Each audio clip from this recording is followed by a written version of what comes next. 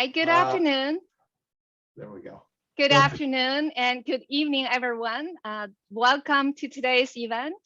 My name is Jun Yang. I'm the director for the Institute for Corporate Governance at Kelley School of Business, Indiana University.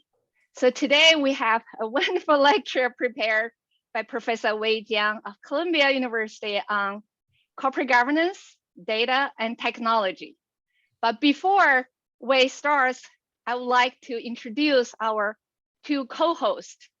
One is Professor Marco Becht from the ECGI. So Marco will give a brief introduction of the ECGI, and the second speaker will be Professor Scott Shackelford from Kelley School of Business. Scott would introduce the Ostrom Workshop at Indiana University. Marco, please go ahead. Thank you very much, Jun. So my name is Marco Becht, and I'm here to welcome you on behalf of ECGI.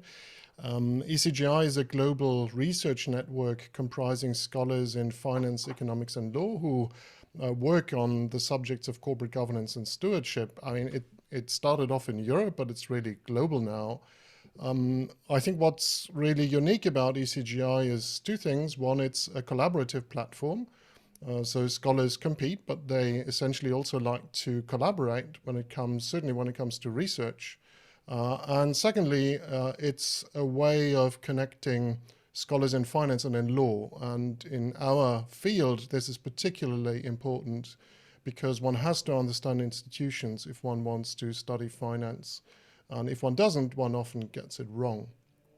Now, let me also, I know that the people who come after me will be introduced separately, but let me just, maybe add a word about Elinor Ostrom. And I was really delighted to learn that we are associated with the Elinor Ostrom workshop today because I think her work is just outstanding in a variety of senses. Now, the first thing I think is outstanding is that she reacted to a really depressing message about the tragedy of the commons, which is really a story of economists' doom and gloom and us being destined for termination.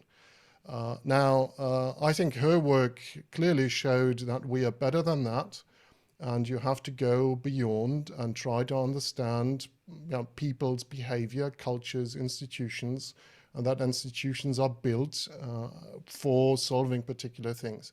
It's a bit like Rubinstein's pie. When I first learned about it, I got very depressed. But actually, people don't split pies like Rubinstein says, or if they do, you basically don't want to eat pie with them. So that's one thing that I think is really striking here. Now, the second thing is, of course, that Jun has invited Wei. And I think that many more nice things are going to be said about Wei and her scholarship. But let me just add the one thing I really like about Wei's scholarship is the fact that she has worked with legal scholars and that whatever she does is really based on a deep understanding of institutions and what is going on. And I think that's really fundamental in finance. So I'm really delighted by the combination and the hosts of today. And I'm really looking forward to hearing what Wei has to say. As always. Thank you. Thank you, Marco, for a wonderful introduction and the connection to everyone. Thank you. Scott, please. I couldn't agree more. And no, thank you so much again, Jun, for the opportunity. And echoing Marco, it's such an empowering message. And I think that's one we're going to be carrying through today, I'm sure with Wei's excellent remarks. For those who are unfamiliar, the Ostrom Workshop has been an epicenter of groundbreaking interdisciplinary governance research for nearly 50 years now, as Marco alluded to. It was founded by Eleanor Lynn Ostrom and her husband Vincent in 1973. So it's gone through a lot of periods, a lot of epics since then. But over those decades, workshoppers have developed a wide range of methodological tools to study diverse topics, such as the governance of common pool resources, institutional analysis, and of course, applying those same frameworks and techniques to the private sector. Now, these days, we boast 5 major research programs, including commons governance, environmental and natural resource governance, political economy, data governance, cybersecurity, and internet governance, as well as initiatives in sustainable food systems and space governance, along with more than 20 active working groups and more than 300 affiliates spread all around the world. A key theme of the workshop, though, remains how we come together, as Marco alluded to break down disciplinary barriers and effectively build bridges to tackle vexing real-world collective action problems. So if any of you are interested, we'd love to get you involved in these efforts. We have every Monday and Wednesday colloquium and research series. You're all welcome to apply to become affiliates as well. And I'll mention, just because of our distinguished co-host for this event, that we are going to be convening a special roundtable discussion at IU's Berlin Gateway next September, happen to coincide with Oktoberfest, to talk about the Ostrom's legacy and the future of collaborations between the Transatlantic Alliance here. So that's going to be a lot of fun. It'll be next September. Thank you so much again, June. I'm excited that the workshop can co-host our distinguished speaker for today, and I very much look forward to your remarks, Wei. Thank you, Scott. Thank you, Scott. So now I'm going to introduce Wei. I have the shortest version possible. I think that's still a couple of minutes. So Professor Wei Jiang received her BA and MA in International Economics from Fudan University in China, and her PhD in economics from the University of Chicago. She is Arthur F. Burns Professor of Free and Competitive Enterprise at Columbia University. She is affiliated with many top institutions, among which she is a senior fellow at the program on corporate governance at Harvard Law School. So that's a connection to the legal world already, a research associate of the National Bureau of Economic Research, Law and Economics, and a member of the Committee on Capital Market Regulation, and a member of Academic Advisory Council of Managed Funds Association. She is also currently the Vice President of the Society of Financial Studies, and she was named the Fellow of the Financial Management Association in 2018. She has served as the editor and associate editor of many top finance journals. I'm not going to list those. Professor Jiang is a leading scholar in corporate governance. In particular, she pioneered research in hedge fund activism. More recently, Professor Jiang studies how technology reshapes the financial markets, especially the impact of technology and corporate governance. She has published extensively in top finance, economics, and finance law journals. Professor Jiang received numerous awards for research excellence and teaching excellence. If you look at her wall, in her background, that's probably just part of her collection. So she gathered the best research prizes from all top 3 finance journals: Journal of Finance, Journal of Financial Economics, and Review of Financial Studies. That's a grand slam for any scholars in finance. And she's probably the only one, to my best knowledge, who gathered all 3. Her research has been frequently featured in major media, including the Wall Street Journal, Economist, Institutional Investors, Money, Fortune, Business Week, New York Times, and Financial Times. Without further ado, Wei, so let's welcome Wei to give us a wonderful lecture on corporate governance, data, and technology. The screen is yours, Wei.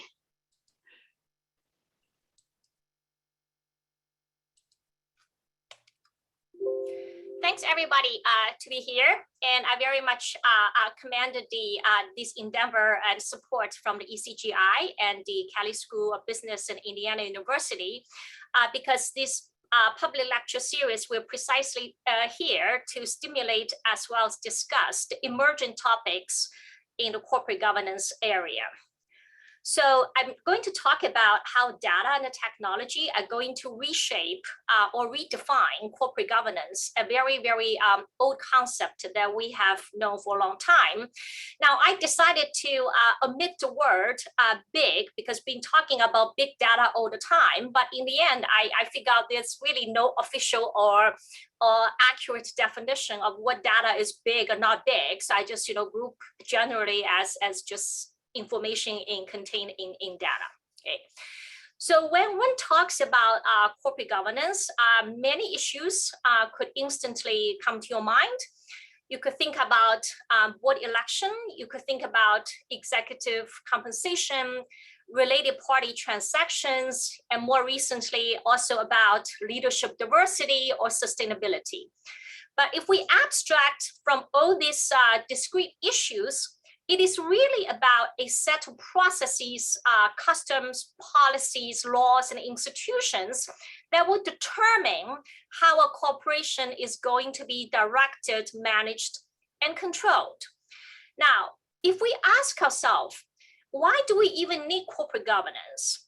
Now, fundamentally, I think it's probably because of these two reasons.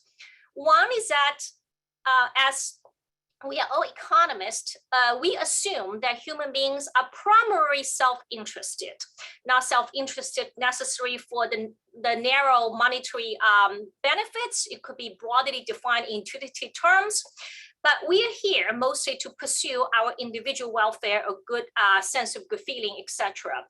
Hence, the separation of the ownership to the large, diversely owned corporations and the actual control would inevitably introduce the conflict of interest.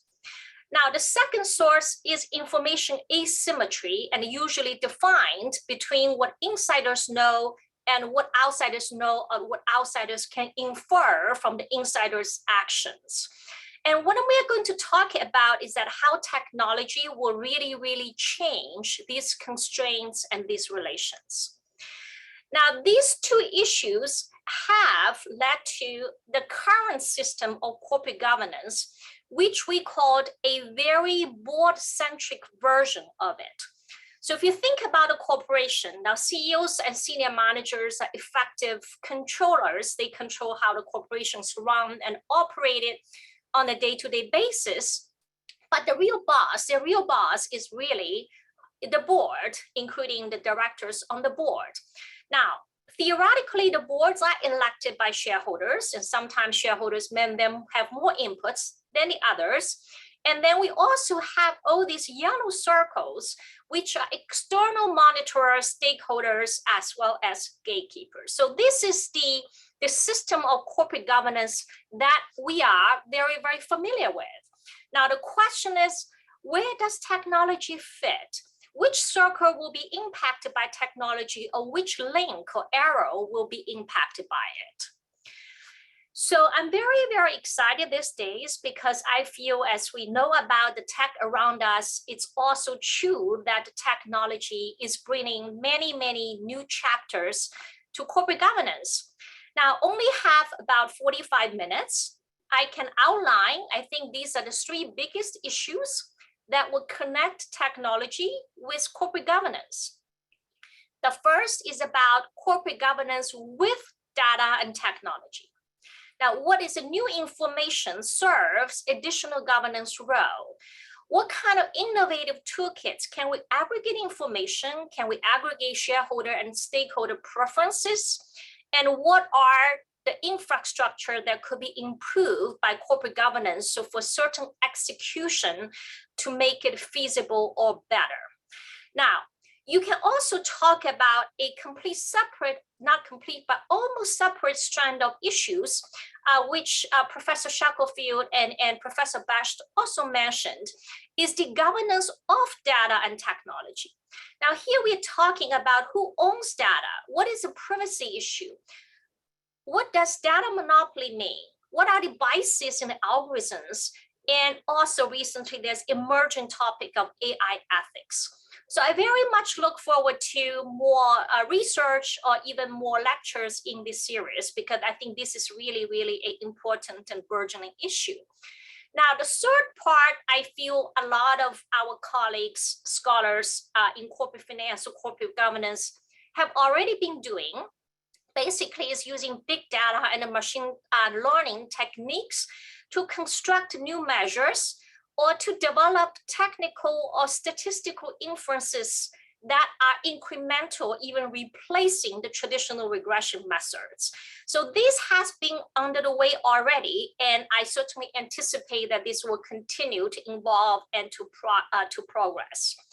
Now, for today, I'm only going to be focusing on the first part. It's about governance with data and with technology, and what are the new things or better things we could do. And for that purpose, I will be focusing on three parts. One is that the nature of the information has changed, and we will redefine information advantage and information asymmetry. Now, the second one is that with emergence of distributed ledger technology, now blockchain is the best known version of it, it really empowers shareholders because we are able to aggregate and execute their preferences, even the small retail investors. Now, the third part is about smart contracts. Now, smart contracts really expand the contracting feasibility space. So many things we thought we have to rely on incomplete contract or rely on renegotiation now could be executed or implemented without much ambiguity. So these are the things that are not going to change, not only going to change corporate governance, but also will make us rethink what should be the board-centric model adaptation to all these changes. So let me first focusing on the new paradigm of information asymmetry. Okay. So here I think there are various ways. That's how I see that how information as well as informational advantage should have been redefined. Because governance issues in most cases are invariably related to asymmetric information. Like someone did something, but someone else was affected, but don't know or do not know the full extent of it. So this is precisely, we often said, sunlight is the best disinfectant, because if everything is publicly observable, is completely transparent, probably a lot of the governance issues would have gone away, or at least mitigated to quite a minimal extent. Now, where does asymmetric information come along? The best known and probably still the most important paradigm that obviously there are many numerous work in this paradigm, but let me just start with the Myers-Majorov, the seminal 1984 paper. And the famous quote from that paper is, there's something when firms have information that investors do not have. So when firms have information that investors do not have, that will create a lot of frictions in raising new capital, in especially raising equity capital, in making M&As, and in making investments, and even paying dividends. So they're all centered on investors so afraid that firms are hiding something away from them, despite investors are the ones taking the heat. Now, earlier on, before this big data and technology issues came along, I worked with co-authors in two papers. One is with Itai Goldstein and Chi Chen, the other is with Alex Edmonds and Itai Goldstein. And in those two papers, we suggested that oftentimes firm managers actually learn from the stock price in their decision-making. And information in the stock price we show in our paper was incremental to what they already have known. And hence they will modify their investment policies or M&A decisions based on the reaction from the stock market or based on the valuation change in the stock market. Now, a decade ago or many years ago, when we presented these two papers, there's always challenge from this audience. Say, how would you say that somehow the outsiders know something that insiders don't know? Didn't Myers-Majorov told us that always the insiders know something that outsiders don't? That is the information asymmetry people have been focusing on. But time has changed, and I will show that today, if we were to rewrite these two papers, we will have a much stronger ground to argue that many informations generated from outside the firms were actually new or incremental to the managerial information. Now, the second part is that if you think about the law and the regulation, the creation of the SEC was motivated by the fact that we needed information ground to be reasonably leveled so that most participants will feel comfortable to participate. Otherwise, the market will be incredibly thin to the extent of being dysfunctional. Now, what this regulation is about, these regulations are always about material non-public information obtained from a source that owes a duty of trust and confidence to the firm. meaning so far the information regulation of the law targets information that's sourced or even leaked from inside the firm from someone who is not supposed to leak such information. But what if the information now actually is created outside the firm, how such information should be interpreted or regulated? Okay. So here I would outline the issue into two separate parts. One is truly information created outside the firm, which I group in the category of alternative data. And second part is that we will still focus on the traditional disclosure data, but the nature of its processing also changed with technology. Now, what are alternative data? So alternative data really generate outside the firm by tracking footprints. So when I put footprints in the quotation marks, I really mean it literally as well as figuratively. The footprints could be real footprints by customers walking in the store as tracked by satellite images, could be internet traffic, could be credit card scan, could be Internet of Things sensors, could be social media postings. And various research actually show that this information could be ahead of managerial information.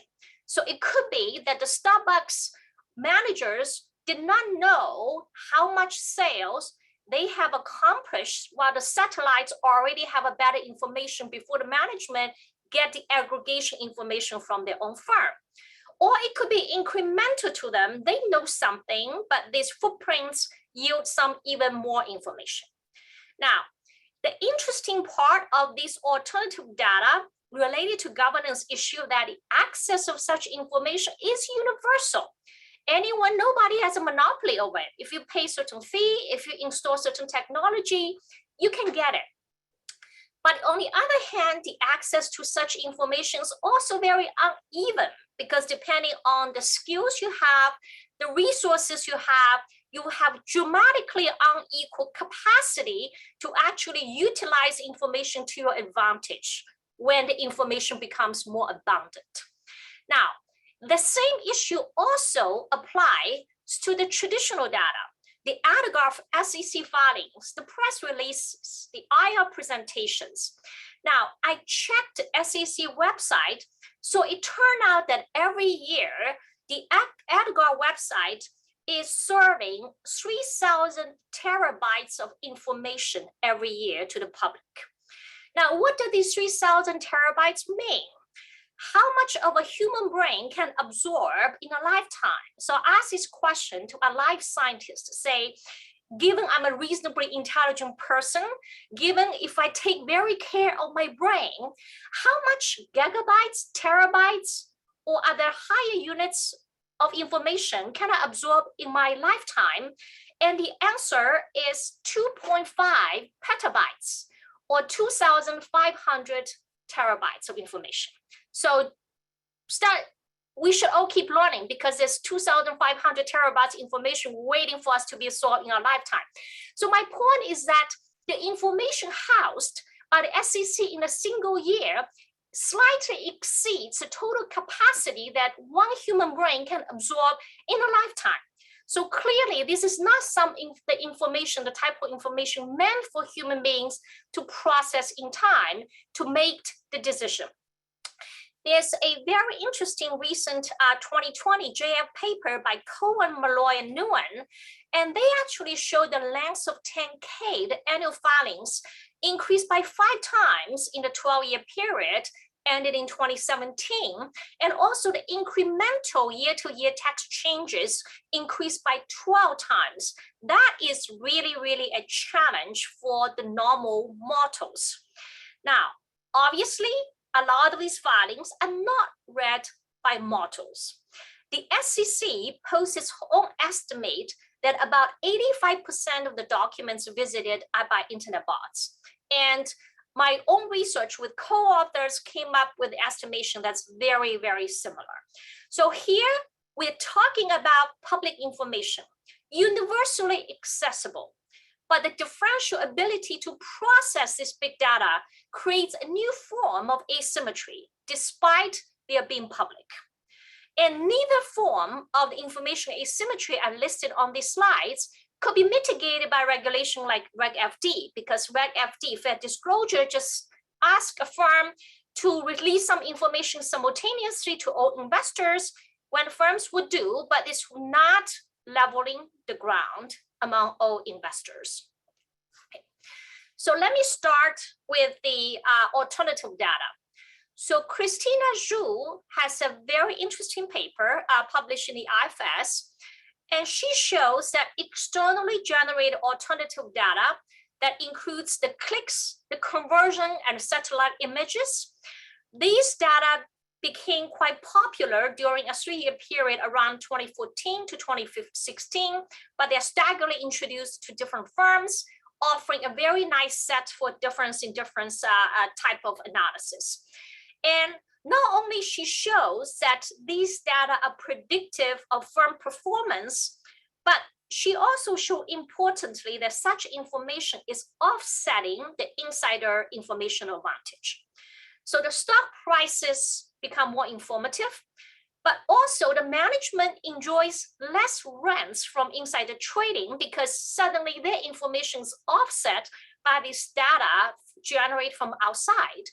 And finally, the firms now have better alignment of investment with the fundamentals, meaning the management is also learning something incremental from this external data, making their firm level decisions. So not only about, so this is mostly about customer data or B2C data, but we can also think about the growing data could provide information on ownership structures, leadership qualities, shareholder sentiment, employee satisfaction, as well as governance risk. Now, currently, one of the hottest issue, which the previous speaker, Professor Alex Adamans, focused on the ESG. So he mentioned that there are dozens of ESG metrics floating around with very, very low pairwise correlation. But I'm actually hopeful that these metrics will gradually converge because with the data technology, we're no longer textual processing to see whether the firms talk the talk. We can actually measure whether they walk the talk. We can have actual ESG metrics like the emissions, the abatement technology, the air quality, the water usage, etc., and also the real-time employee satisfaction. So gradually, I think we will have better and better metrics so that we can hold the firm management more accountable, responsible along these important metrics. Now, I have a new paper co-authored with Xiang Chao, Junbo Wang, and Jun Yang. And what they show is that the alternative data indeed brings informational advantage, which also complement and reinforce the finding by Christina Zhu. So here we did an event study, okay? Basically say between 2014 and 2016, more and more firms have themselves being covered by these alternative data. Could be credit card scans, could be satellite images.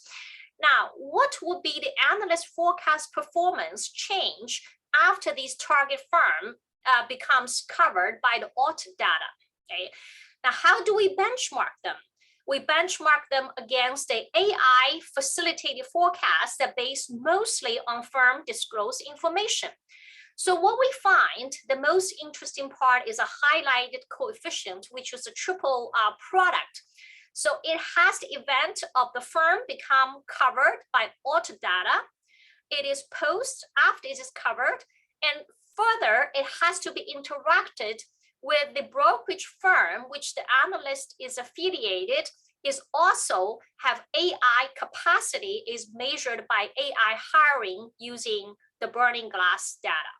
So what it shows is that if an analyst is hired by brokerage firm that have AI capacity, then they suddenly have a huge boost in the performance of forecast capability after the coverage relative to a benchmark that relied on firm disclosed information.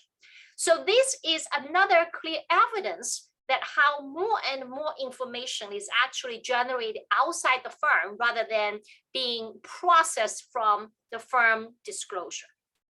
Okay. Now, this will lead to more and more internet bots to chase after the public information and create more public information asymmetry. So this is a different paper I had with three co-authors that show what's the percentage of the SEC website data retrieval was presumably pursued by internet bots or machines. And you can see there's a very straight up increase in the percentage, and in the most recent years is around between 80% to 90%, very close to what the SEC is estimated. Now, firms are not a passive party in this change, and firms are accommodating the increasing machine readership by making their files more machine readable. So the right panel is an index of the filing being machine readability based on the ease for textual analysis by a standard algorithm codes. So you can also see the filing will become machine readable in accommodation to the increasing machine downloads or machine readership. Now, what does it mean? It means that the information is disseminated into the stock price even faster than before. Here, we are measuring the time to the first trade in the unit, these coefficients are in the unit of seconds. So the time to the first trade in the unit of seconds after a filing is deposited on the SEC. And you can see when the machine downloads in log scale, so 1 unit, when the machine downloads doubles, the time to the first trade is shortened by 7 to 8 seconds. Now, the time to the first directional trade, meaning is the first trade that is profitable based on the stock price 15 minutes after the filing. So the time to the first directional trade is shortened by around 10 seconds for every doubling of the amount of machine downloads. Moreover, when the firm's making the filings more machine readable, you're like giving the machines steroids. They read it even faster. So this is to some extent good news because the public disclosure is for the purpose of having the information being disseminated, impounded into the stock price. So that stock price would reflect the firm fundamentals. Now, a side effect is, in fact, increased information asymmetry due to the release of public information in the sense of widened bid-ask spread.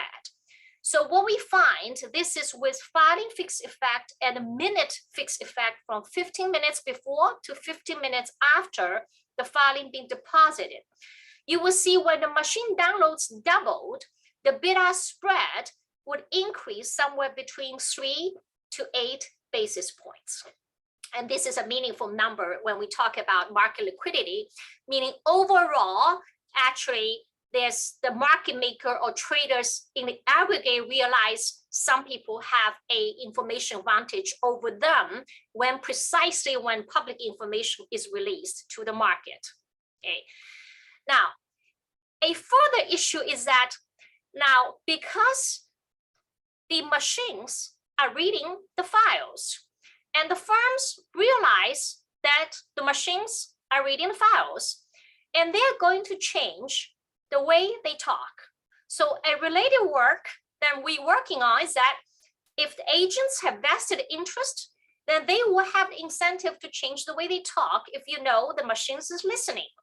Now, we know that a lot of companies are hiring people using robots to conduct first round interviews. Now, if you go for such an interview, you should train a machine. You should go to train yourself till you get a high mark on such an algorithm before you will show up on an interview. And I think the firm will do the same. At this quote from institutional investors, even 5 years ago, they realized that. So basically, if the machines are working so hard, mining the transcripts of earnings calls or 10Ks, and successfully in doing so, trying to figuring out the prospects and sentiments then the management at those companies probably should catch on, attempt to change the signal that they inadvertently sending. So they will no longer be inadvertently sending signals, but they will be purposefully sending the signals.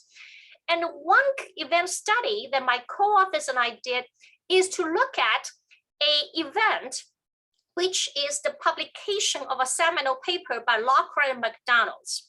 So Locker and McDonald's published a list of vocabularies in the finance context to decide which is positive and which is negative.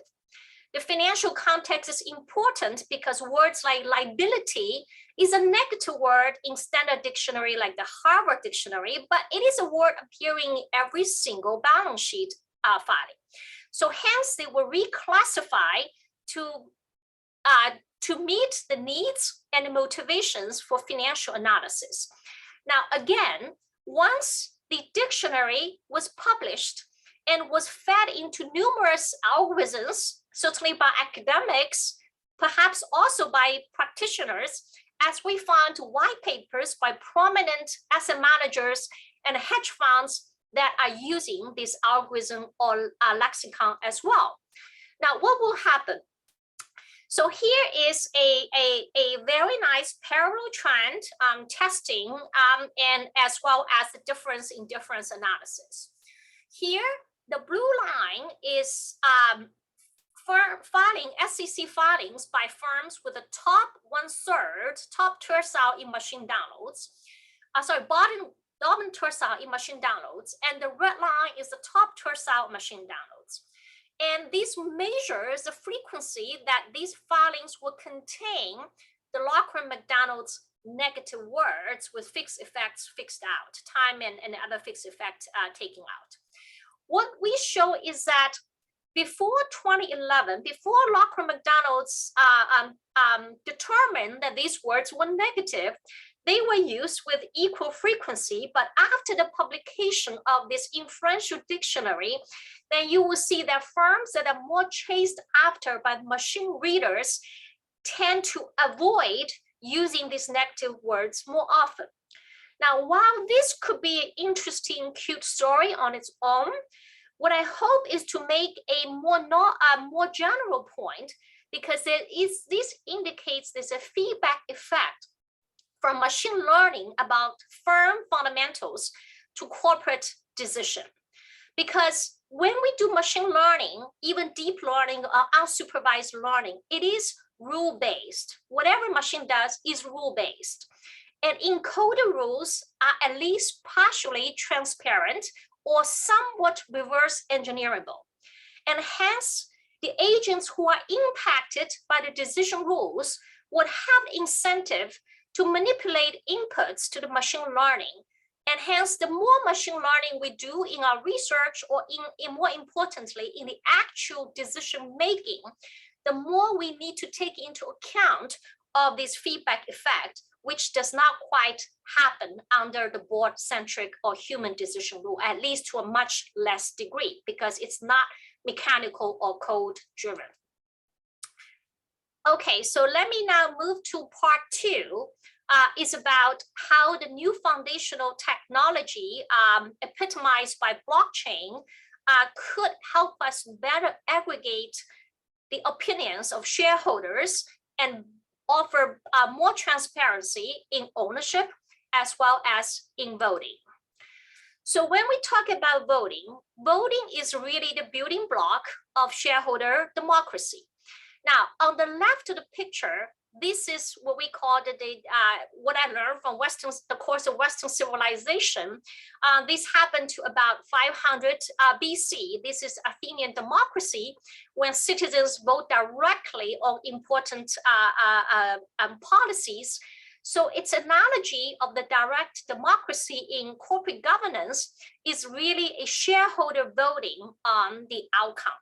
So we could view this as a shareholder proposal, say on pay. Now, a few hundred years after the Athenian democracy, there's an alternative version of democracy, which is a Roman Republic. So this is also called a representative democracy. Then citizens elect their representatives who in turn make important decisions.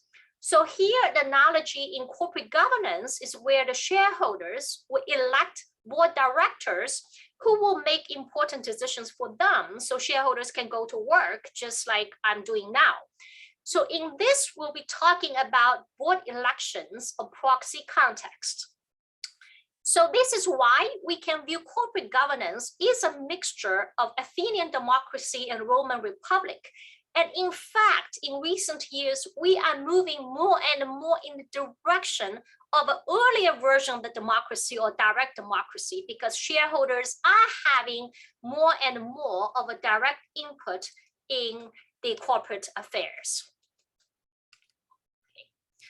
Now, while we welcome shareholders' direct inputs into corporate affairs, then we immediately bump into the hurdle of technology.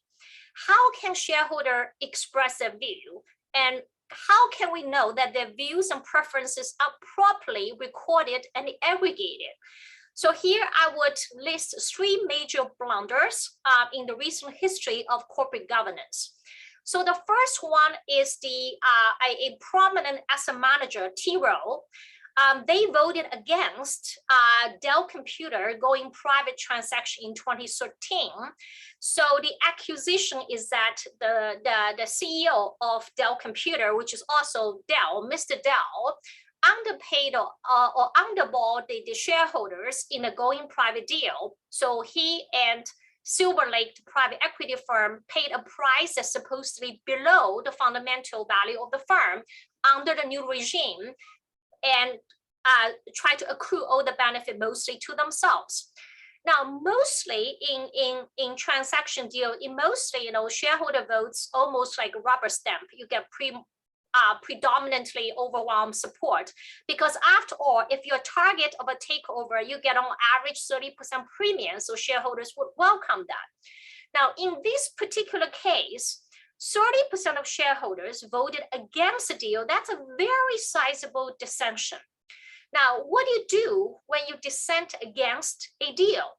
If you dissent against a deal, you will refrain from voting and you surrender your shares to the court, and the judge will give you a judicially determined fair value. So I have a separate paper on this topic. So the thing is that T. Rowe thought it dissented and filed appraisal petition, but later were informed that the voting instruction were in fact for to voted for. So by the final account, it already voted for the transaction. Hence, its shareholders were deprived of the value improvement from the later appraisal. So that was a big embarrassment of the T. Rowe, being such a well-resourced institution, but couldn't track how and whether it voted its own shares. Now, a more interesting story in the same year is the CEO of Dole Foods, who apparently or allegedly used very dubious share lending, empty voting, somehow voted out a management buyout deal similar to the Dell Computer. And later, there was a class action lawsuit say, hey, you really, really underpaid us. So in a settlement, the former CEO of Dole Foods decided to compensate the shareholders for the underpayment. Now, 134% of the shares showed up at the table and said, give me the compensation. So apparently, shareholders don't know who actually owned the shares at the record date because of an overwhelming volume of short selling. So a lot of shares were lent out, but shareholders still thought they owned the shares. And the bona fide buyers from the short sellers also think they legitimately have the right to the share, to the compensation. So it took the court a long time to figure out who actually has the right to the compensation or not. I think in the end, they probably compensate them all. So there's a paper by Aaron Smith that shows such overvoting. Overvoting is basically double voting. A share could be voted twice or 3 times or many, many times. And she identified that amounts to 4% on average. But in this Doe case, the overvoting, the lower bound is 34%, even you assume 100% show up. So in this case, the Aaron Smith also show when you have more overvoting, there's also a pro-management bias. So somehow the management get to mobilize more shares. And when more shares showed up to vote, the outcomes are more friendly to the management. Now, what can we do? And the similar case happened in proxy context. So in a paper with Alon Braff, Tao Li, and James Pennington, that we showed that proxy context or contested board elections are incredibly pivotal. So conditional on voting, the dissidents won 49.5% of time. And when the leading proxy advisors like the ISS issue a recommendation, they support dissident 52% of time. So when I highlight these two numbers, I just want to show these numbers are statistically 1/2. Just say conditional on a proxy context, they're incredibly close. Now, in the 2017, there's a proxy, high-profile proxy context between Trine and P&G. And initially, the first count was 0.2% win by P&G, and later was counted as 0.0016 win by Trine. Now, who wins? We actually don't know. From the Council of Institutional Investors letter to 2018, they basically say anywhere between 45 and 55, there's no verifiable answer to the question, who won? So in the end, P&G did not concede, but they allowed the Trine representative to be on the board as a settlement of the case. So it's a case more like a settlement rather than a definitive win. So here we are calling for help for blockchain to fixing this plumbing, because the shareholding records is just as involved as the plumbing of the pipes to the picture to the right. All our shares eventually be held at DTC and Depository Trust Company. When a voting will hold place, the depository DTC will go at least 3 layers to inform the beneficial owner for them to come out to vote. But who knows who will actually vote or who will double vote, or the broker thought they are the voting party and the beneficial owner also want to vote. We just don't know. Now, why would the technology would help? Because what is the defining function of a blockchain? A blockchain is finally successful because it used technology to solve a very important issue called the double spending. So when we use paper money, you can never spend the same paper money twice. But when money is digital, it's very difficult to prevent from being spent twice. And blockchain is the technology that so far successfully resolve it. Now, we can also use the same technology to solve double voting because the mechanism or analogy is exact. And David Yermak had a 2017 review of paper that shows detailized how blockchain could help with the transparency, accuracy, and immutability of ownership. Now, we can go beyond the voting and think about with blockchain, our voting schemes could have very enriched features. For example, we can implement tenure-based voting.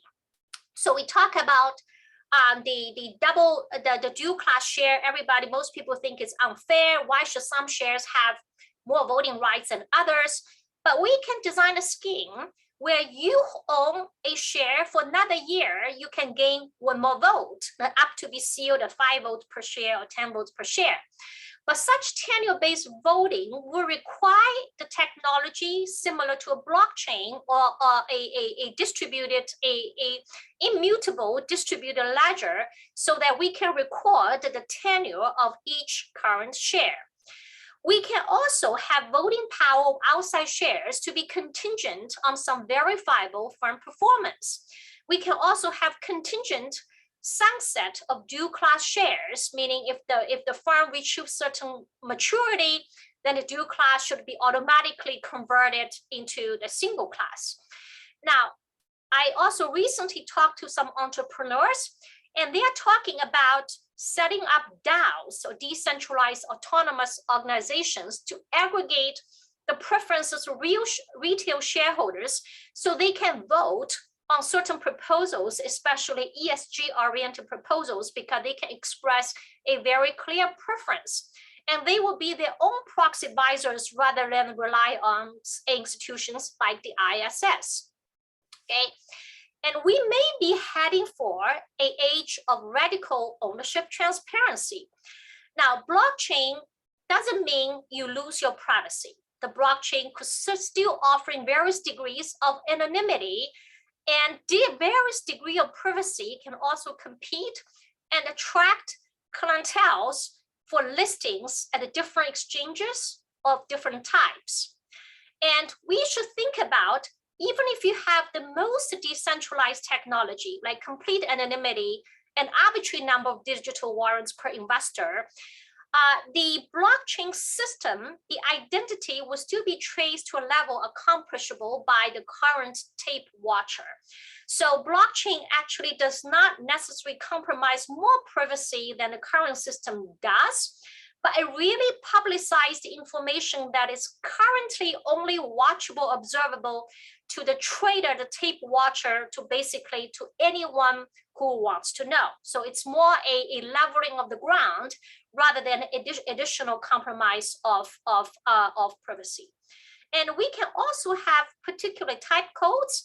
So instead of certain defiling, you could have a 5+ block holders will have a different type code on the blockchain, and insiders could be required to share their public keys as a way for insider trading regulation.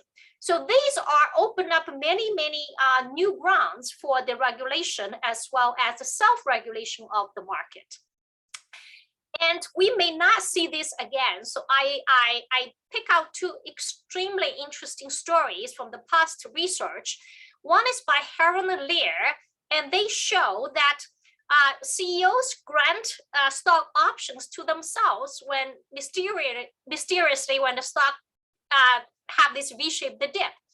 And David Yamak showed that CEOs donate their stocks to their own family foundations when mysteriously the stock reaches this very sharp peak.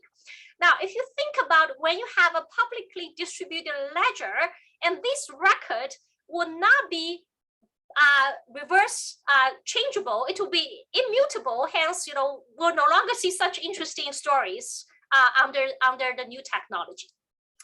Okay, so I have 5 minutes left, and we talk about very briefly about this new contracting space brought out by smart contracts. So there are various definitions of the smart contracts, but I'm quoting our colleague Wei Jiang and Jigguo He in their recent 2019 IFS paper. So the smart contracts are really, digital contracts allowing contingent terms and rely on decentralized consensus. They're tamper-proof, they're self-enforcing, and they're automatically executed. So they're really more robotic than intelligence. They're not intelligent at all. And it's not completely new in terms of the idea, because you can think about a vending machine or escrow account as quasi smart contracts. But going forward, you can think about, when a collateral deed record is deposited, the credit could be released immediately. Or insurance, when the temperature go above 95 degrees for 3 days, the farmer will immediately get overheating insurance. So these are the examples of smart contract. Now, what is the relevance for corporate governance? So one is that the smart contract mitigates the traditional moral hazard in the form of hidden actions, because with the sensors all around, we can detect or monitor a lot of hidden actions. Okay, so if you're afraid whether your wine delivery was delivered at a temperature below 20 degrees Celsius, you can have a sensor on each bottle, and information will be sent to your iPhone. So these are the new technologies that make sure that the hidden action is no longer the paramount issue in the moral hazard in the contractual problem. Now, in fact, Wei Jiang, Jigguo He, and Jason Lee, in their 2021 IFS paper, it's a contracting issue, but effort is effectively observable, because even though solving the most difficult math puzzle is random, solving the math puzzle one level down is almost deterministic. So we are thinking about having more observable, traditionally hidden actions, we no longer need to have enforcement cost. We can deter strategic behavior because the execution is automatic and very rigid. But we can also think about what are the situations that's good for smart contract and what are the situations that's bad for smart contract. When you think about real estate foreclosure, you can have a smart contract. You say if you don't pay rent for 6 months, your property ownership deeds will automatically be transferred to the bank. But you have to ask yourself, if the delinquency is due to inability to pay the full amount, but there's still ability to pay some, you might want to renegotiate. But if the reason is a strategic default, that they are able to pay but will not to pay in order to extract rents from a waiver renegotiation, then the smart contract will be great, because smart contract is a commitment that you're not going to renegotiate with you. And the same thing, I can think about the COCO bonds or convertible contingent bonds. The COCO bonds could be triggered by a smart contract, meaning if a bank is in distress, the COCO bonds could be immediately converted into equity to beef up the equity base. But if the trigger is mechanic, as Sundaresan and Wang show, then you could cause a death spiral, meaning if the COCO bonds will be triggered, if the stock price will drop, and the stock price will drop in anticipate of the triggering and actually trigger. So these are issues. I think the general issues actually are very nicely analyzed in Bond, Ghosting, Prescott, despite it's not about big data technology, but they actually show if you have an external metric contingent intervention, then the intervention rule has to take into account of this feedback effect. And this is particularly relevant when we talk about a smart contract in the new technology area. Okay, so Jun asked me to end before 1 o'clock, and I think I'm at the conclusion stage. Data technology do wonder. Okay, so they solve problem, they create problem, but they're creating problem at a much higher level capacity and efficiency. So we should not be worried about problem, but just talking about how to deal with a new problem. Okay, and what I want to highlight is that I talk about 3 issues: new information acquisition, preference aggregation, and contractual feasibility. And all 3 issues will contribute to more empowered shareholders and the less need for a board-centric model. And this is what I view about how technology will impact corporate governance in general.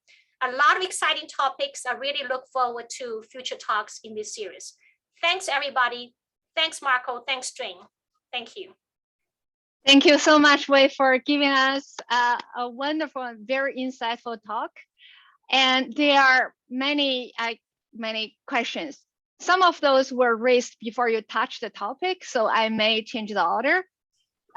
Let's see what you want to say. So the first one is from Justin Bancroft: how to validate transactions through the blockchain and ensure the proper accounting information is captured for financial reporting purposes, and how to extract it. Yeah, so I think, just if basically the information, so suppose we're still using ADGAR as the most authoritative basis of information. So anytime a piece of filing touches ADGAR, that information could be automatically tracked by any chain or any ledger that one wants to capture. So the same thing you will see, like the engineers track the COVID around the world. How do they know COVID around the world? They basically look at the very decentralized units reporting COVID cases, and they automatically track those and aggregate. I think that's pretty much the same level, the same type of technology. Yeah. All right, thank you, Wei. The next question is from Wei Wang. Wei was asking for alternative external information generation. Who assume the costs of information generation? Are they fairly compensated? That's a very, very interesting question. So far, I think is that people who want to benefit from this information will initially pay for the cost.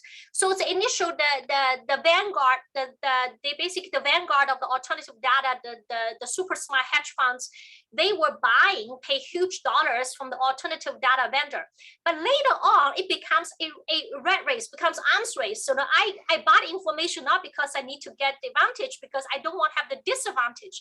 So very quickly, it becomes a cause that everybody bears, but nobody's quite getting ahead. But there'll be a next round of arms race. So I view currently the alternative database from being a cutting edge information into something more like a rat race, but we're looking for the next wave competition.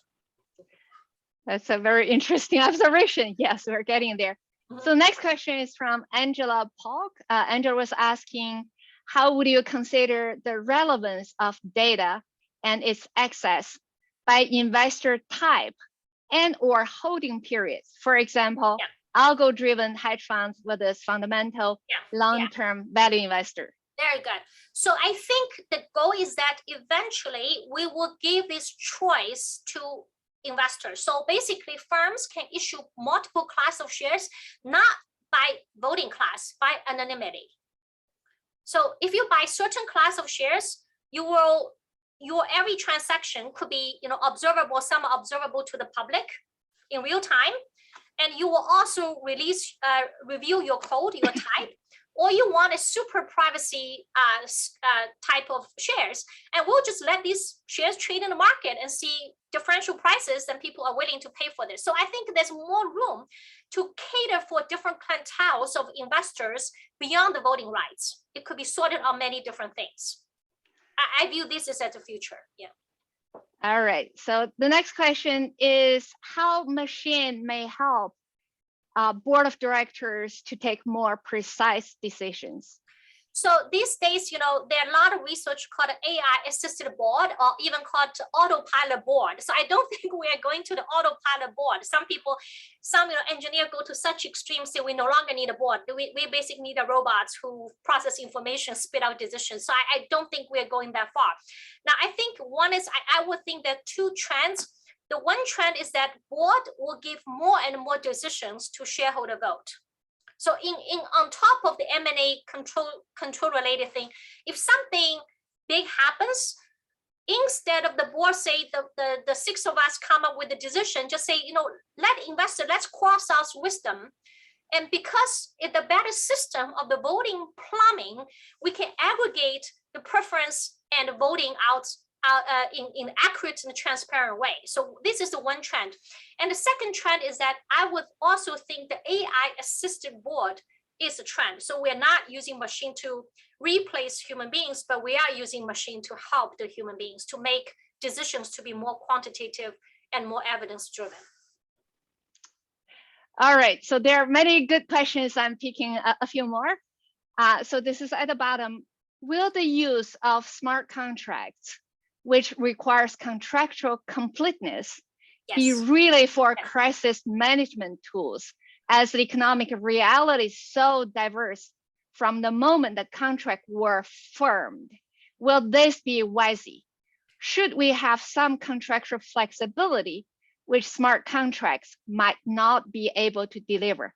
On the other side, I do see with good eyes smart contracts reducing the political discretion in COCO's triggers.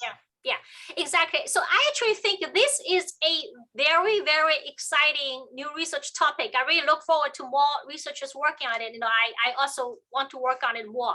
So what we learn is that when you have a smart contract that is completely rigid, it's like facing discontinuity all the time, because it's a very discontinuity situation. And when you think about a human decision making, we almost never make a very, very discontinuous. Like you never come as a cliff. Like one centimeter above the plateau, the 1 centimeter below you're below off the cliff. That usually that kind of decision does not make sense. Now in the smart contract, I think there are two issues. One is that if the threshold is completely immutable and unmanipulatable, I still think that execution sometimes makes sense because you precisely want to deter strategic behavior. Like, I am able to pay, but I just don't want to pay. I want to renegotiate with you. No, like you're just off the cliff. Now, the other parts is that if the threshold is something that is endogenous decided in the system, like the financial crisis, and that will go to the cocoa conversion example that I just pointed out, then it could endogenously introduce a death spiral. So I would think in those cases, we need to be very, very cautious about using smart contract. But and this is a very new topic, and I will not be able to articulate a couple of sentences, but I really, really look forward to more research on this topic. So I'm going to ask 2 more questions. One question I want to answer right here is people are asking whether the recording is available, whether the slides are available. So if you have registered, I believe that's everybody, you're going to receive a follow-up email with the link to the recording and a link to the slide deck. So next question is, Professor Jiang, any blockchain system in place to solve the double voting issue at this point? What will the future tech-driven system be used by the players in the industry? Very good. Currently, there's one firm that's already using it. That's called overstock.com. That issues stock on the blockchain. And there's a reason, because the CEO was so mad at the short sellers. Because the short sellers were attacking the firm left and right. And the CEO basically said, look, I'm going to issue shares on the blockchain so that certain movement you can see in real time. So they're already not only collecting vote on the blockchain, but also distribute dividends in digital token format on the blockchain. So it's not like existing shares will move on to blockchain, is that more firms can issue new shares in the blockchain and the digital token format. So I do see that this will come. Now, why is this moving so slowly? Because the most entrenched interest in this system does not quite want this to happen, right? So the most entrenched system, like as Aaron Smith did the show, because when you're overvoting, when the voting aggregates, slowly, not effectively, overall the outcomes more favorable to the manager. And also the existing players, proxy advisor, they have a huge stake in the game. But however, because the technology is so inevitable, and I also see institutions like the ISS and DTC, they're all talking about blockchain and new technology. So I think eventually we will go there, because eventually people realize if you don't do it, then shareholders will do DEOs, the DAOs themselves. All right, so the last question I'm going to ask, there are a few questions related to AI ethics. I'm going to leave that to future lectures. So I think Scott will cover that. So I'm going to ask last question related to your topic. How big data technologies, when carefully used by active shareholders, has the big data technologies, when carefully used by active investors, shareholders, the potential to reduce information asymmetry gap? There are several questions about information asymmetry, because you touched on that. Could you please answer these questions? Yeah, so I think the technology does both. Technology makes so much information universal, makes so much information, meaning anyone who cares know will know. You no longer have any insider privilege or the formerly certain classified information. Now you can observe if you want to know. Now, on the other hand, it also showed that resource and skill and capacity would play a more important role, and they actually will create new source of information asymmetry. Now, I actually think that it doesn't mean the retail shareholders are always priced out, because retail shareholders, they themselves could be technology vanguards themselves. But I think just if you're just watching the chart and try to trade, I certainly would advise against it, because for sure you'll be losing against those smart people or smart machines. So many people wrote in their comments, that's a fantastic topic. So thank you for that. So let me wrap up today's talk with some concluding remarks.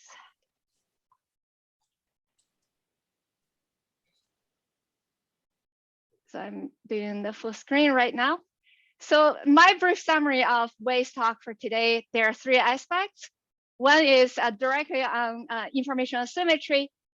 For the same information, because technology may increase the differential information processing capacities, So technology may actually exacerbate information asymmetry. So there is a downside of this. And enhancing disclosure, usually that's our regulatory change, may only make the matters worse in this case. So that's kind of information asymmetry. There is a double-edged sword. So the second thing is blockchain technology improves record keeping, and that would prevent overvoting, misreporting, options backdating, or many accounting frauds. I think that's a good thing. And the last one is smart contracts can solve many problems, especially can remove the need for trust, which seems to be in short supply in the society around the world these days. Smart contracts can enlarge the contracting space, but Wei also mentioned that it's probably more robotic than intelligent. So there's a big discussion we already had. We also mentioned the three aspects. She touched on only the first one for today. The first one is governance with data and technology. The second one is governance of data and technology. That's the data ownership, privacy issues, algorithmic biases, AI ethics. So we have questions on that. So that'll be our next talk. Scott, my colleague from Kelley and the executive director of Ostrom Workshop, would lead that discussion, and cybersecurity. So that's going to be another direction of this overall theme. And we also mentioned how would big data machine learning technologies affect corporate governance research.